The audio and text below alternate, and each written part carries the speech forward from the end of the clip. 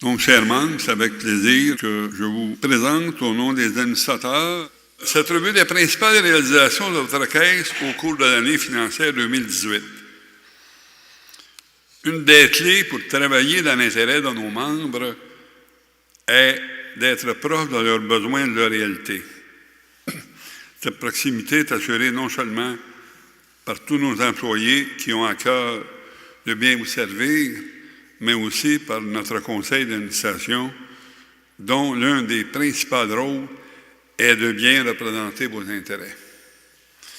Les administrateurs de la Caisse doivent être les plus représentatifs possibles de nos membres. C'est pourquoi nous avons procédé à un appel de candidature. Le conseil d'administration a soigneusement défini les profils recherchés et le comité de mise en candidature a par la suite évalué les candidatures reçues. De plus, comme nous l'avions annoncé l'an dernier, les rôles et responsabilités des administrateurs ont été revus, notamment en ce qui concerne les aspects éthiques et déontologiques et ceux reliés à notre nature coopérative. Ces éléments relevaient auparavant du conseil de surveillance. Ils sont maintenant sous la responsabilité du conseil d'administration. Donc, je profite de l'occasion pour souligner et saluer encore une fois tout le travail accompli par les membres dirigeants élus qui siègent au conseil de surveillance. Il n'y a pas que la Caisse qui est à pied d'œuvre pour entretenir et améliorer sans cesse sa relation de proximité avec ses membres.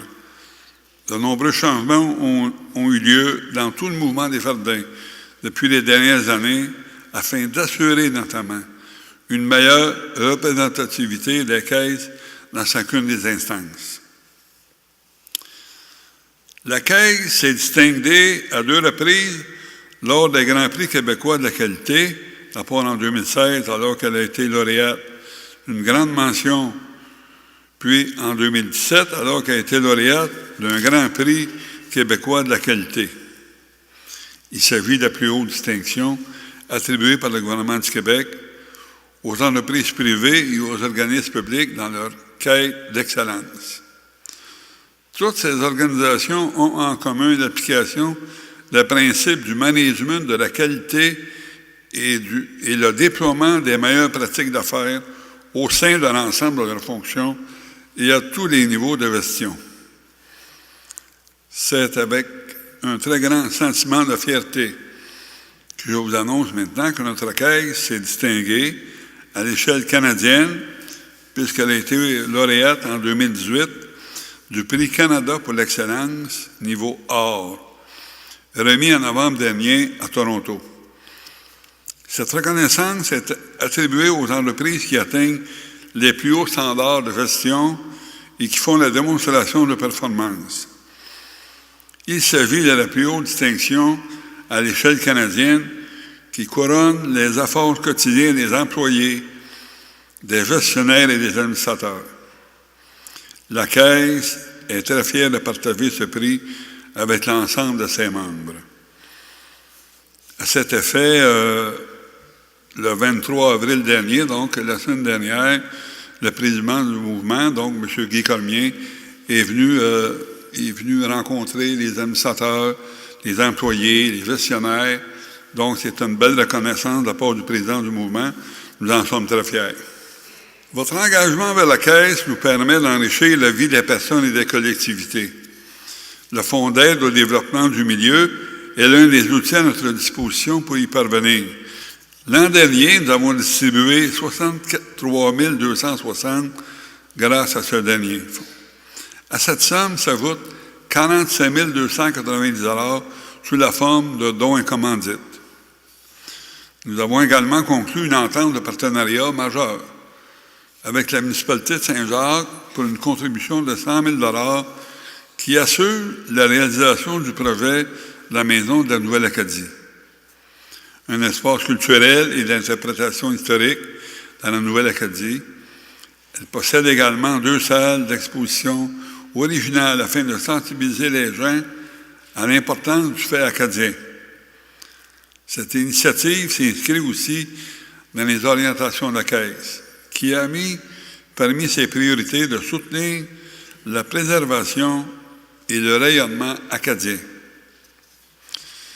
Desjardins a également poursuivi l'utilisation de son fonds de 100 millions visant à soutenir et à faire rayonner des initiatives en lien avec sa mission socio-économique. Ces initiatives favorisent l'entrepreneuriat, l'éducation, la responsabilité sociale, le développement durable et la prise en charge des gens du milieu. Les changements climatiques sont parmi les défis les plus importants auxquels nous sommes confrontés en tant que société. On le voit ces jours-ci en ouvrant la télévision, c'est tout ce qu'on voit, les changements climatiques, les gens qui sont inondés, c'est très malheureux. On sympathise avec ces gens-là. C'est d'ailleurs une préoccupation souvent manifestée par de très nombreux membres de la Caisse. Desjardins a choisi d'en faire ses priorités sur le plan de l'environnement et annoncer des pratiques concrètes afin de jouer un rôle proactif face aux défis que représentent ces changements. Il entend soutenir la transition énergétique, mais aussi accompagner les entreprises afin qu'elles adoptent de meilleures pratiques en matière d'environnement, de saine gouvernance et de respect des collectivités. Desjardins, dernièrement, a également annoncé l'installation de 200 bornes de recharge pour véhicules électriques dans son réseau des caisses d'ici 2021.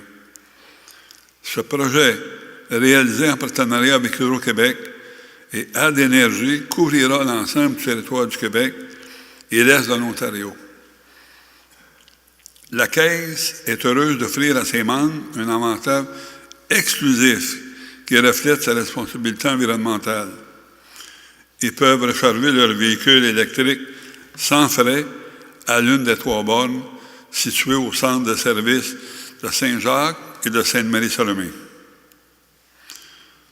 Nos membres et clients disposent de plusieurs façons de soutenir cette transition et d'y participer, notamment par l'intermédiaire de leur épargne, en optant pour des produits axés spécifiquement sur la réduction des gaz à effet de serre, tels que le Fonds Desjardins Sociétaire Technologie Propre et le Fonds Desjardins Sociétaire Environnement, vous contribuez à changer les choses. Desjardins, en 2018, a doublé son offre d'investissement responsable avec 11 nouveaux produits, 3 nouveaux fonds sociétaires et une nouvelle gamme de 8 fonds négociés en bourse, répondant aux enjeux liés aux défis que représentent les changements climatiques. Ces produits sont les premiers au Canada et ils font de Desjardins un pionnier de l'investissement responsable au pays depuis 1990. Merci à nos membres et clients qui sont présents avec nous dans cette lutte contre les changements climatiques. Selon les millénaux canadiens, Desjardins est l'institution financière la plus cool. C'est ce que révèle l'étude de Jeunesse 2018 réalisée par la firme Léger. Nous avons fait de nombreux efforts au cours des dernières années pour offrir des produits et des services adaptés aux besoins de cette clientèle et dialoguer avec les jeunes en adoptant un ton ou une approche qui résonne auprès d'eux. Le dynamisme de la Caisse dans son milieu, ainsi qu'auprès de ses membres, est en grande partie tributaire des gens qui y œuvrent. J'aimerais donc remercier chaleureusement ceux et celles, ou celles et ceux, dont le quotidien vise toujours à mieux vous servir. Mes collègues administrateurs, les gestionnaires ainsi que les employés de la Caisse. C'est sous la direction de M. Guy Tremblay que les efforts prennent tout leur sens et que l'objectif de travailler toujours dans votre intérêt demeure notre priorité. Je tiens également à mentionner la collaboration de tous nos partenaires du mouvement Desjardins, sans laquelle nous ne pourrions répondre à chacun de vos besoins financiers. À la suite des orientations découlant du 23e congrès du mouvement des Verdins, tenu en octobre 2017, il a été convenu de limiter à 12 ans la période durant laquelle un président ou une présidente du conseil d'administration d'une caisse peut dorénavant assumer cette fonction. Sur une note plus personnelle, laissez-moi vous témoigner que ce fut pour moi un privilège de présider le conseil d'administration de notre caisse au cours des 34 dernières années. Il n'y en a qui étaient pour moi aussi, je pense, d'après moi. Quand je suis arrivé à président de la caisse avait 300 000 d'actifs. Actuellement, on a 300 millions. Je souhaite dorénavant accompagner le futur président ou la future présidente pour l'aider.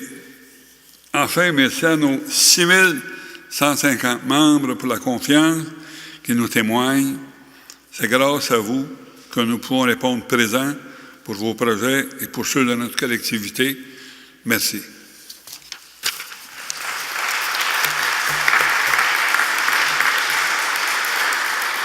OK, donc, chers membres, à la suite de la dissolution du conseil de surveillance, certaines responsabilités relèvent désormais du conseil d'administration.